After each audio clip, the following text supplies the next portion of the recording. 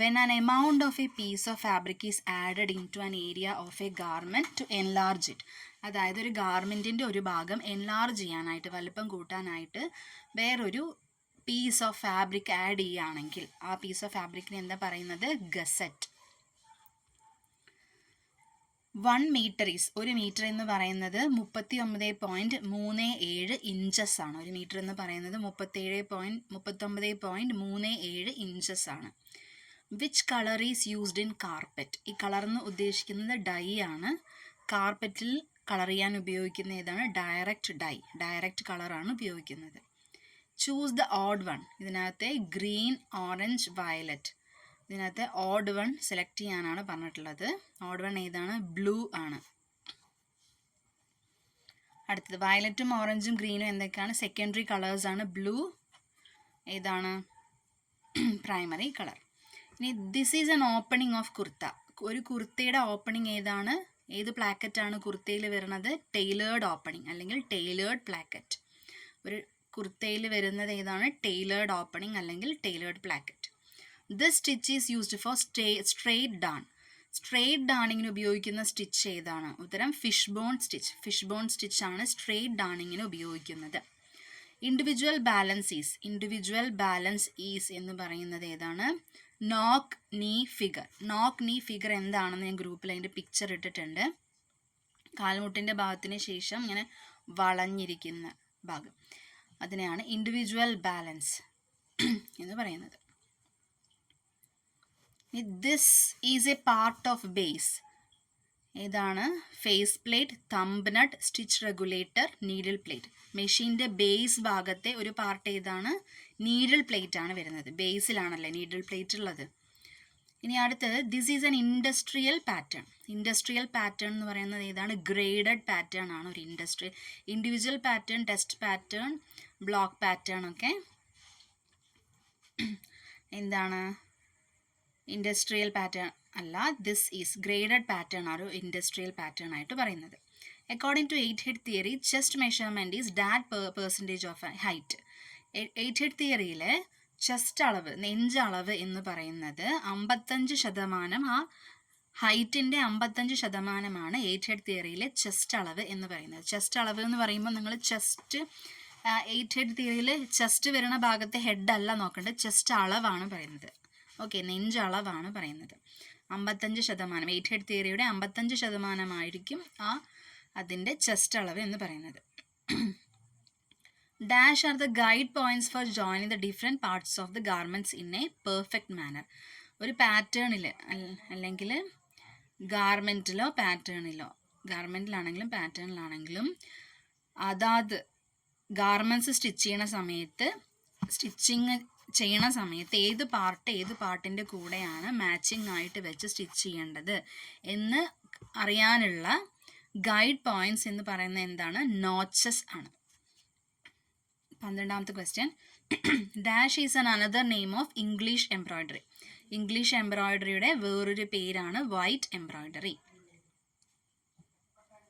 Dash needle is commonly used for free motion sewing in monogramming. Monogramming ചെയ്യാനായിട്ട് ഏത് നീഡിലാണ് ഉപയോഗിക്കുന്നത്?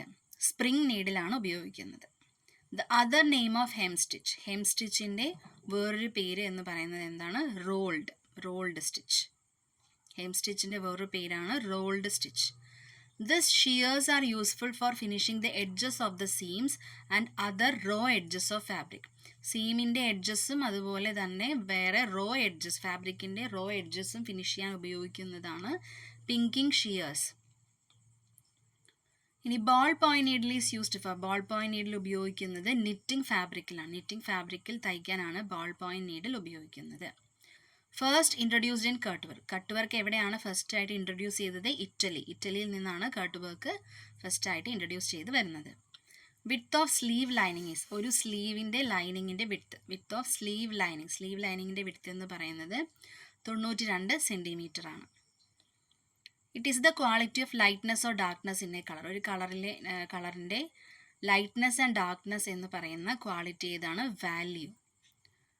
The lower surface of the sewing machine is, ഒരു sewing മെഷീനിൻ്റെ lower surface എന്ന് പറയുന്നത് ബെഡാണ്. ബെഡാണ് അതിൻ്റെ ലോവർ സർഫേസ് എന്ന് പറയുന്നത്. The shoulder area of A sleeve, സ്ലീവിൻ്റെ ഷോൾഡർ ഭാഗത്തിനെ പറയുന്ന പേരാണ് ക്രൗൺ. ഷോൾഡർ ഏറ്റവും ടോപ്പ് ഭാഗം, ഷോൾഡർ ഭാഗത്തിൽ ഷോൾഡറിൽ ജോയിൻ ചെയ്യുന്ന ഭാഗം, ആ ഭാഗത്തിനെ പറയുന്നതാണ് crown. Dash is an open work fabric patterned with open holes in the work. അതായത് open work fabric pattern with open holes ഉള്ള അല്ലെങ്കിൽ പാറ്റേൺഡ് ആയിട്ടുള്ള ഹോൾസ് അല്ലെങ്കിൽ പാറ്റേൺഡ് ആയിട്ടുള്ള ഫാബ്രിക് ഏതാണ്? ലേസ് ആണ് fabric. Dash is cover the needle bar, needle bar cover ചെയ്യുന്നത് ഏതാണ്? Face plate. This is very useful to measure hems, tucks and other short distances ആണ് കേട്ടോ, ഷർട്ട് അല്ല ഷോർട്ട്. ഏതാണ്? ഹെംസും ടക്സും ഷോർട്ട് ഡിസ്റ്റൻസസും മെഷർ ചെയ്യാൻ ഉപയോഗിക്കുന്നതാണ് sewing gauge. Dash seam is very steady ആയിട്ട് നിൽക്കുന്ന അല്ലെങ്കിൽ നല്ല ഇറക്റ്റ് ആയിട്ട് നിൽക്കുന്ന തരത്തിലുള്ള സീം എന്ന് പറയുന്നത് എന്താണ്? Flat fell seam. It is the top end of the needle. നീഡിലിൻ്റെ ടോപ്പ് എൻഡ് എന്ന് പറയുന്നത് പിക്ചർ ഞാൻ അപ്ലോഡ് ചെയ്തിട്ടുണ്ട്. ബട്ട്, ടോപ്പ് എൻഡ് എന്ന് പറയുന്നത് ബട്ട് ആണ്. This is the first thing that A customer notices about the garment. ഒരു customer ഒരു ഗാർമെൻറ്റിനെ നോക്കുമ്പോൾ ആദ്യമായിട്ട് നോട്ടീസ് ചെയ്യുന്ന അല്ലെങ്കിൽ ആദ്യമായിട്ട് നോക്കുന്ന സാധനം എന്താണ്? അതിൻ്റെ കളർ. ഒരു കളറാണ് ഒരു ഗാർമെൻറ്റിൽ ആദ്യമായിട്ട് അട്രാക്റ്റഡ് ആവുന്ന ഒരു element. Dash are the foundation four pattern drafting. ഒരു പാറ്റേൺ ഡ്രാഫ്റ്റ് ചെയ്യാനായിട്ട് നമ്മൾക്ക് വേണ്ട അടിസ്ഥാനമായ കാര്യം എന്താണ്? മെഷർമെൻറ്റ്സ്, അളവുകൾ. Dash is one of the most flexible and creative part of the design. ഒരു ഡിസൈനിൻ്റെ ഏറ്റവും ഫ്ലെക്സിബിൾ ആയിട്ടും ക്രിയേറ്റീവ് ആയിട്ടുമുള്ള പാർട്ട് എന്ന് പറയുന്നത് ഡാർട്സ് ആണ്. ഓപ്ഷൻസിൽ ഡാർട്സ് ആണ്. Dash are work aids that can be added or removed from the machine in a particular sewing operation. അതായത് ഒരു മെഷീനിൽ നമുക്ക് പെർട്ടിക്കുലർ ആയിട്ടുള്ള എന്തെങ്കിലും ഒരു പെർട്ടിക്കുലർ ആയിട്ടുള്ള സൂയിങ് ഓപ്പറേഷനിൽ, അതായത് ഗ്യാതറിങ് ചെയ്യാൻ അല്ലെങ്കിൽ ടക്സ് ചെയ്യാൻ അല്ലെങ്കിൽ അങ്ങനെ എന്തെങ്കിലും ചെയ്യാൻ പെർട്ടിക്കുലർ ആയിട്ടൊരു കാര്യം ചെയ്യാനായിട്ട് വേണ്ടി മെഷീനിൽ അഴിച്ചു മാറ്റാനും ആഡ് ചെയ്യാനും പറ്റുന്ന ഒരു വർക്ക് എയ്ഡ് എന്താണ്? അറ്റാച്ച്മെൻറ്റ്സ്. ഉത്തരം attachments. Which number of machine needle used for stitching silk garments. Silk garments stitch ചെയ്യാനായിട്ട്, പട്ടുവസ്ത്രങ്ങൾ തുന്നാനായിട്ട് നമ്മൾ ഉപയോഗിക്കുന്ന നീഡിലിൻ്റെ നമ്പർ ഏതാണ്? 14. This type of pocket is used in coats. കോട്ടുകളിൽ ഉപയോഗിക്കുന്ന പോക്കറ്റ് ഏതാണ്? Set in pocket.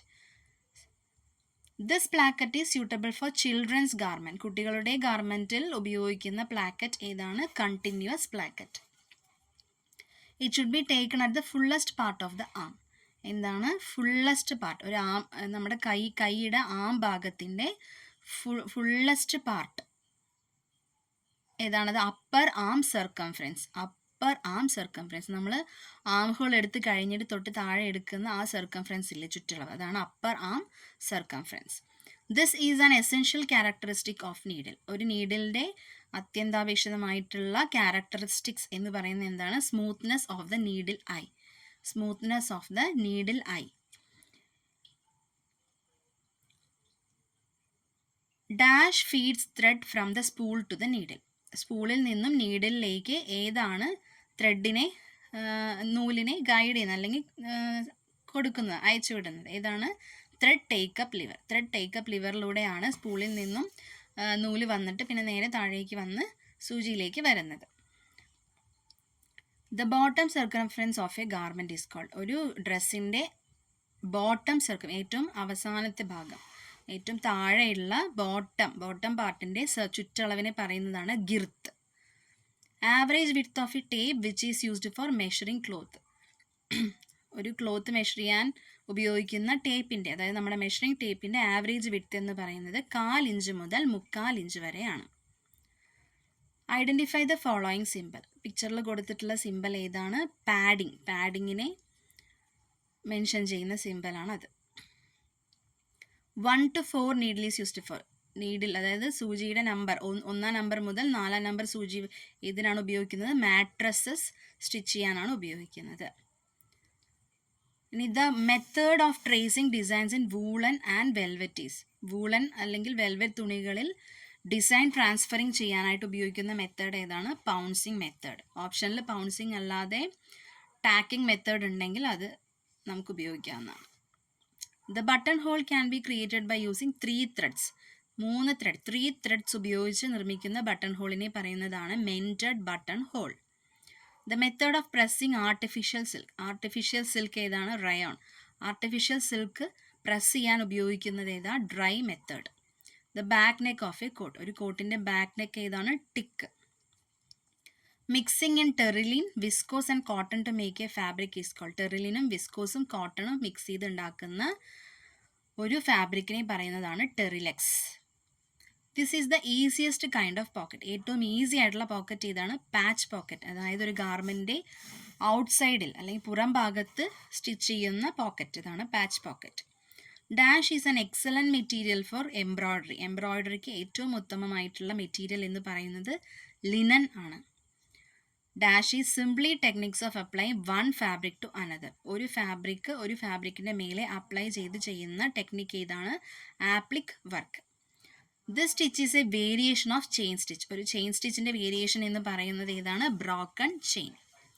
This is an artificial silk. Artificial silk എന്ന് പറഞ്ഞത് ഏതാണ്? നേരത്തെ പറഞ്ഞിട്ടുണ്ടായിരുന്നു റയോൺ. റയോൺ ആണ് ആർട്ടിഫിഷ്യൽ സിൽക്ക്.